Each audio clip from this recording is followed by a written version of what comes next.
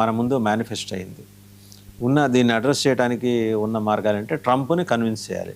ఇవాళ కష్టమో నష్టమో నిష్ఠూరమో ఆ కంట్రోల్ చేయకపోతే ఈ పెను ప్రమాదం మన మీద అందరి మీద పడుతుంది ఇంపాక్ట్. సంబంధం లేని దేశాలు కూడా. ఏంటి ఉన్న ఆప్షన్స్ ఏంటి ఇప్పుడు? అదే ట్రంప్ ఇందాక మనం మాట్లాడుకున్నట్టు Iran is ready for compromise from the day one. Oman విదేశాంగ మంత్రి ఎవరైతే మధ్యవర్తిత్వం వహిస్తున్నారో ఇరాన్కి అమెరికా మధ్య, ఆయన చెప్పేశారు ఇరాన్ ఆల్రెడీ రెడీ అయిపోయింది సబ్మిట్ చేసేటానికి, ఓన్లీ శాంక్షన్స్ ఎత్తమని చెప్పి అడుగుతున్నారని. అలాంటి పరిస్థితుల్లో కూడా అమెరికా ఎందుకు దూరింది?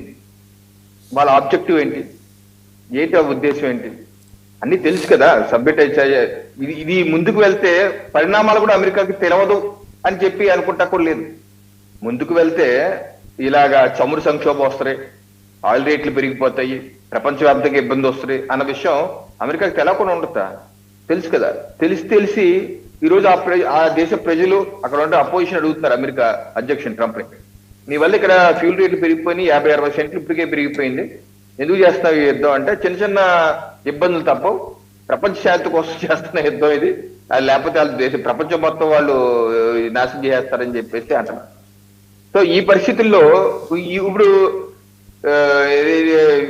ఎంకిపల్లి సుబ్బుజావుకు వచ్చిందని గ్రౌండ్ ఫోర్సెస్ దింపే ఆలోచన చేస్తున్నప్పుడు పక్క దేశమైన పాకిస్తాన్ మీద ఒత్తిడి పడుతుంది. ఇప్పుడు పాకిస్తాన్ పరిస్థితి ఎలా ఉందంటే, ఓ పక్కనేమో ఇస్లామిక్ నేటో అని చెప్పి సౌదీతో చేసుకున్నారు వాళ్ళు. అంటే సౌదీ మీద దాడి ఎవరైనా చేస్తే అది పాకిస్తాన్ మీద దాడిగా భావించి మేము కూడా యుద్ధంకి వెళ్తామని చెప్పి ఒప్పందం ఆల్రెడీ చేసుకున్నారు.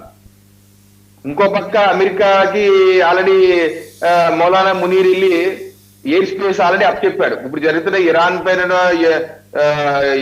యుద్ధ విమానాలతో ఏదైతే యుద్ధం చేస్తున్నారు అమెరికా, పాకిస్తాన్ ఎయిర్ స్పేస్ వాడుకుంటుంది, దానిలో వాడుకుంటుంది.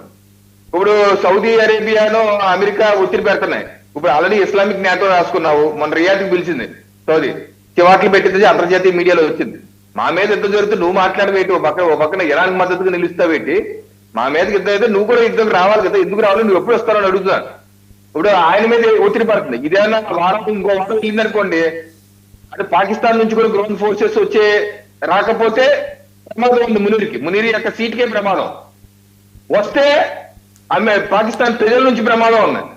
పాకిస్తాన్ ప్రజలు ఆల్రెడీ వ్యతిరేకంగా ఉన్నారు ఇరాన్ పై అమెరికా చేస్తుంది యుద్ధానికి. ఇప్పుడు మునీర్ కూడా ఎంటర్ అయ్యారనుకోండి, ఎంటర్ అవ్వాల్సిన పరిస్థితి వచ్చింది. ఎందుకంటే ఆ గిబ్బులు అన్ని అక్కడి నుంచి వస్తున్నాయి, మునీర్కి సౌదీ నుంచి వస్తున్నాయి, అమెరికా నుంచి వస్తున్నాయి, వాళ్ళ మీద ఆధారపడి ఉన్నాడు. మరి ఇలాంటి క్లిష్ట సమయంలో నువ్వు రాకపోతే ఎలా చెప్పి అంటున్నారు.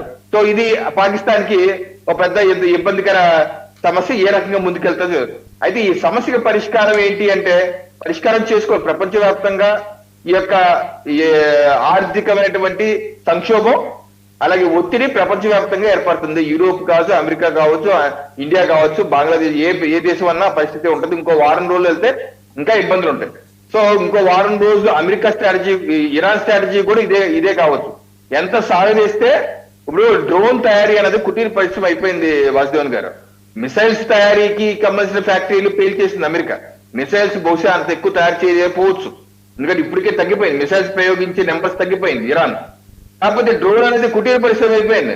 ఏ ఇంట్లో మన ఆ ఇంట్లో డ్రోన్స్ తయారు చేసి డ్రోన్ బాంబులు వేస్తారు. అందుకని ఇది పర్యావరణ ఆపటం అనేది అమెరికాకి ఇజ్రాయెల్ కూడా సాధ్యం కాదు. సో ఇరాన్ స్ట్రాటజీ కూడా ఏంటి, ఇలాగే డ్రోన్స్ పంపించు, లేకపోతే చిన్న చిన్న మిసైల్స్ పంపిస్తూ, లేకపోతే ఇలాగా క్రూడ్ ఆయిల్ సరఫరా ఆపి ప్రపంచవ్యాప్తంగా ఒత్తిడి తీసుకురావాలి. ఆ ఒత్తిడి తప్పనిసరిగా వస్తుంది. ఇంకో 4 రోజుల్లో పరిస్థితి ఇలా ఉండదండి, ప్రపంచవ్యాప్తంగా ఒత్తిడి వస్తుంది. ట్రంప్ గారు ఆగకి తప్పదు, అది అనివార్య పరిస్థితి అయితే రాబోతుందండి. రైట్, థ్యాంక్ యూ రవికిరణ్ గారు, గఫూర్ గారు, కల్నల్ వీరావు గారు, అలాగే మస్తరావు గారు, అందరికీ ధన్యవాదాలు. సో 450 కిలోగ్రాముల యురేనియాన్ని ఇప్పుడు ఎయిర్ లిఫ్ట్ చేయాలి, లేదా అక్కడే దాన్ని నిర్వీర్యం చేయాలి. దీనికోసం యుఎస్ నుంచి